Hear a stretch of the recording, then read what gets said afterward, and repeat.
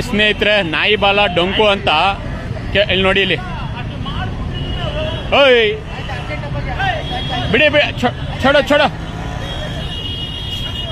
ನೋಡಿ, ಇಲ್ಲಿ ಮಿರರ್ ಹಾಕಿದ್ದಾರೆ. ಪ್ರಶ್ನೆ ಏನಪ್ಪಾ ಅಂದ್ರೆ, ಜನ ಇಲ್ಲೆಲ್ಲ ಒಂದ ಮಾಡ್ತಾರೆ ಅಂತ ಇದೆಲ್ಲ ಮಾಡಿದಿರ. ಓಕೆ, ಇಲ್ಲಿ ಪಬ್ಲಿಕ್ ಟಾಯ್ಲೆಟ್ ಏನೋ ಕಟ್ಟಿದ್ದಾರೆ, ಅದನ್ನೇನಾದ್ರೂ ಉಚಿತವಾಗಿ ಬಿಟ್ಟಿದಾರಾ?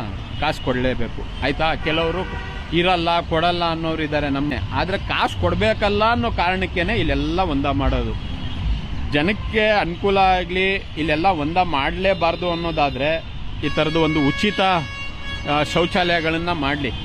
ಏನೋ ಒಂದು ಯೂರಿನ್ ಪಾಸ್ಗೂ ಕಾಸು ಕೇಳೋವಂತಹ ಒಂದು ಇದಾವೆ ಈ ಥರ ವಾತಾವರಣ.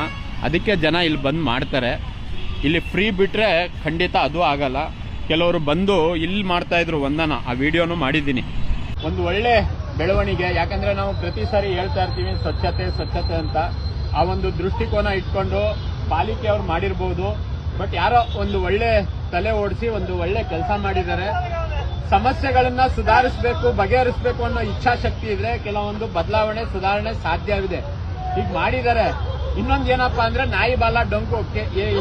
ಕೆಲವರಿಗೆ ಎಷ್ಟೇ ಇದ್ದಿದ್ರು ಅವ್ರ ಸ್ವಭಾವ ಅವ್ರು ಬಿಡಲ್ಲ.